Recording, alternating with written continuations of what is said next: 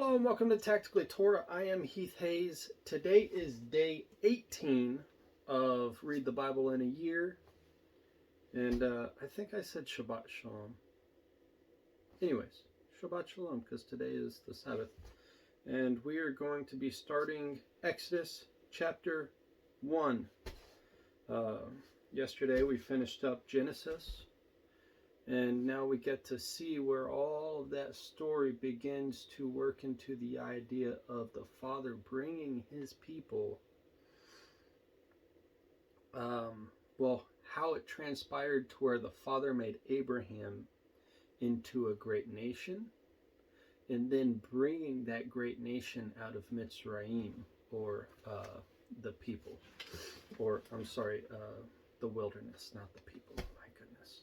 It's the Sabbath. I'm Shabbatin hard, and it's just I'm so tired. But anyways, let's dive right into this. Today is Exodus chapters 1, 2, and 3. All right. And if you're following along in the scriptures, it's page 57. And these are the names of the children of Israel who came to Mitzrayim with Yaakov, who is Jacob, each one with his household: Reuben, Shimon, or Simon, Levi, Yehuda, Issachar, Zebulun, Benjamin, Dan, and Naphtali, Gad, and Asher. And all those who were the descendants of Jacob were 70 beings, as Joseph was already in Mitzrayim. And Joseph died, and all his brothers, and all that generation, and the children of Israel were fruitful and increased very much, multiplied and became very strong, and the land was filled with them. Then a new sovereign arose over Mitzrayim who did not know Joseph. And he said to his people, "See, the people of the children of Israel are more and stronger than we. Come, let us act wisely toward them, lest they increase. And it shall be, when fighting befalls us, that they shall join our enemies and fight against us, and shall go up out of the land." And they set slave masters over them to afflict them with their burdens. And they built for Pharaoh supply cities, Pithom and Ramses. But the more they afflicted them, the more they increased and grew, and they were in dread of the children of Israel. And the Mitzrites made the children of Israel serve with harshness, and they made their lives bitter with hard bondage, in mortar and in brick, and in all kinds of work in the field. All their work which they made them do was with harshness. Then the sovereign of Mitzrayim spoke to the Hebrew midwives, of whom the name of one was Shiphrah, and the name of the other Puah. And he said, "When you deliver the Hebrew women, and see them on the birth stools, if it is a son, you shall put him to death. But if it is a daughter, then she shall live." But the midwives feared Elohim, and did not do as the sovereign of Mitzrayim commanded them, and kept the male children alive. Good, righteous women right there. Disobedience to man is obedience to God. Right on. So the sovereign of Mitzrayim called for the midwives and said to them, "Why have you done this and kept the male children alive?" And the midwives said to Pharaoh, "Because the Hebrew women are not like the Mitzrite women, for they are lively and give birth before the midwives come to them." So Elohim was good to the midwives, and the people increased and became very numerous. And it came to be, because the midwives feared Elohim, that he provided households for them.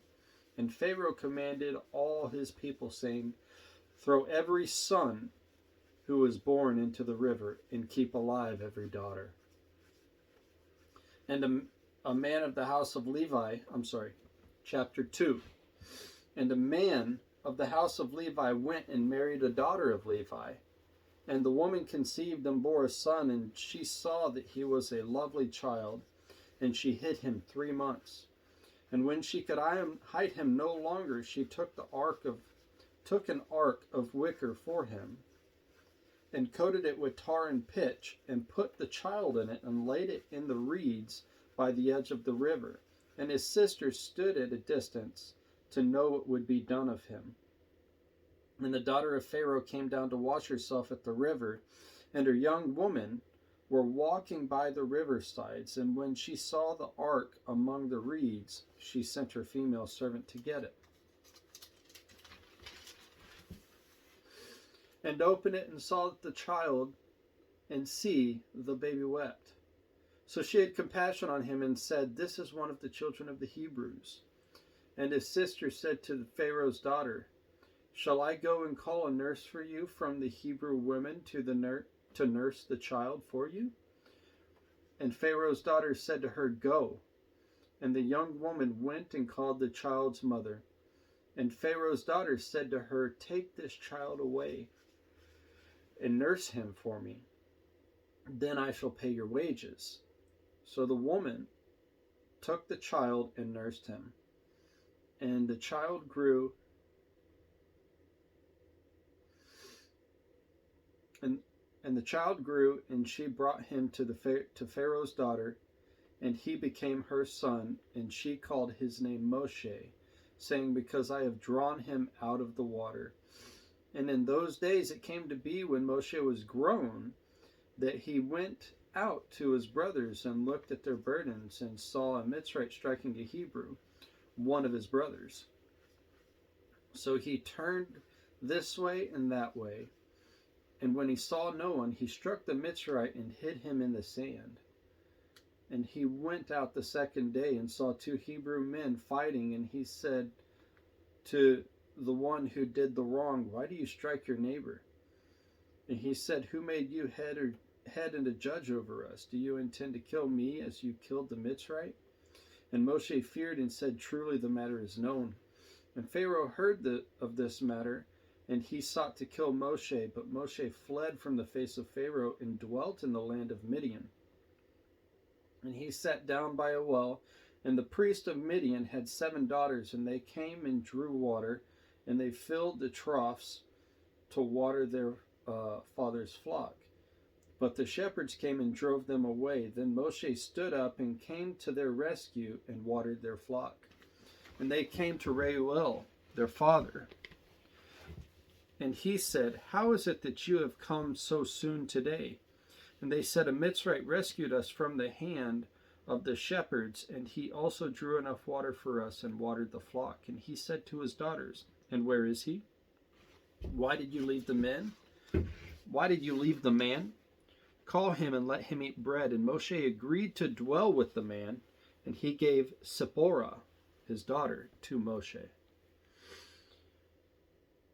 And she bore him a son, and he called his name Gershom, for he said, I have become a sojourner in a foreign land. And it came to be after these many days that the sovereign of Mitzrayim died, and the children of Israel groaned because of the slavery, and they cried out, and their cry came up to Elohim because of the slavery. And Elohim heard their groaning, and Elohim remembered his covenant with Abraham, with Isaac, and with Jacob. And Elohim looked on the children of Israel, and Elohim knew. And Moshe was shepherding the flock of Yithro, his father-in-law, the priest of Midian. And he led the flock to the back of the wilderness, and came to Horeb, the mountain of Elohim. And the messenger of Yahweh appeared to him in a flame of fire from the midst of a bush, and he looked and saw the bush burning with fire, but the bush was not consumed. And Moshe said, Let me turn aside now and see this great sight, why the bush does not burn. And Yahweh saw that he turned aside to see, and Elohim called to him from the midst of the bush and said, Moshe, Moshe. And he said, Here I am. And he said, Do not come near here. Take your sandals off your feet, for the place which you are standing is a set apart ground. And he said, I am I am the Elohim of your father, the Elohim of Abraham, and the Elohim of Isaac, and the Elohim of Jacob. And Moshe hid his face, for he was afraid to look at Elohim. And Yahweh said, I have indeed seen the oppression of my people who are in Mitzrayim, and have heard their cry because of their slave drivers, for I know their sorrows. Excuse me.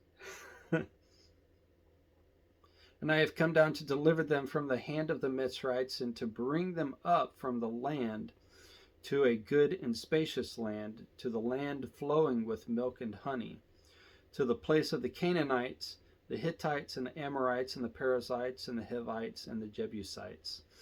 Okay, so this statement, quick insert here, when you think of the idea of a land flowing with milk and honey, what the Father's referring to is what are the things that are required for milk and for honey? Okay, because milk is a byproduct of something. Honey is a byproduct of something. So what it's saying is there's going to be luscious grass throughout all the land with plenty of flour and food and all of these things. One, so that bees can do their job and pollinate, which means there's fertility in the ground, fertility in the food, and that allows the bees to pollinate and do their job, which thus gives you honey. And two, that luscious grass is going to be plentiful for the flocks and the herds of cattle and all the sheep and goats, all those things. There's plenty in the land for fertility, for the growth of these flocks and herds, so that they can grow, and thus the milk and honey is symbolizing or embodying all of that fertility in the land. So I want you to think about that. It's a tremendous blessing. You've got green, luscious grass as far as the eye can see. The land is fertile. It's full of nutrients. You're going to be able to grow food, which means bees can do their job. The birds are going to do their job. There's going to be pollination and fertilization in your crops, and you're going to get milk and honey, because that's a part of the Father's blessing. 3 verse 9. And now see, the cry of the children of Israel has come to me, and I have also seen the oppression with which the Mitzrites oppress them. And now come, I am sending you to Pharaoh to bring my people, the children of Israel, out of Mitzrayim.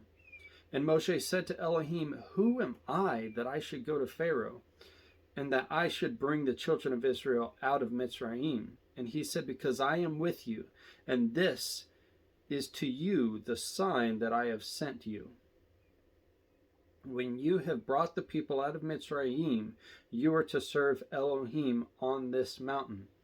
And Moshe said to Elohim, see, when I come to the children of Israel and say to them, the Elohim of your fathers who has sent me to you, and they say to me, what is his name? What shall I say to them? And Elohim said to Moshe, I am that which I am. And he said, thus you shall say to the children of Israel, I am has sent me to you. And Elohim said further to Moshe, thus you are to say to the children of Israel, Yahweh Elohim of your fathers, the Elohim of Abraham, the Elohim of Isaac, and the Elohim of Jacob has sent me to you. This is my name forever, and this is my remembrance to all generations. Go, and you shall gather the elders of Israel together and say to them, Yahweh, the Elohim of your fathers, the Elohim of Abraham, of Isaac, and of Jacob, appeared to me, saying, I have indeed visited you and seen what is done to you in Mitzrayim. And I say, I am bringing you up out of the affliction of Mitzrayim in the land of the Canaanite and the Hittite and the Amorite and the Perizzite and the Hivite and the Jebusite, to a land flowing with milk and honey. And they shall listen to your voice, and you shall come you and the elders of Israel, to the sovereign of Mitzrayim. And you shall say to him, Yahweh Elohim of the Hebrews has met with us. And now please let us go 3 days' journey into the wilderness to slaughter to Yahweh our Elohim. But I know that the sovereign of Mitzrayim is not going to let you go, not even by a strong hand. And I shall stretch out my hand and strike Mitzrayim with all my wonders which I shall do in its midst, and after that he shall let you go. And I shall give this people favor in the eyes of the Mitzrites, and it shall be that when you go, you shall not go empty-handed, but every woman shall ask from her neighbor and from her who sojourns in her house objects of silver, objects of gold, and garments. And you shall put them on your sons and your daughters, and shall plunder the Mitzrites. Wow. And of course, we're going to see later on that they're going to come out of the bondage of Egypt with great riches. Pretty awesome. But anyways, today's day 18, tomorrow is day 19, and we will continue with chapter 4, 5, and 6 in the book of Exodus. Shalom.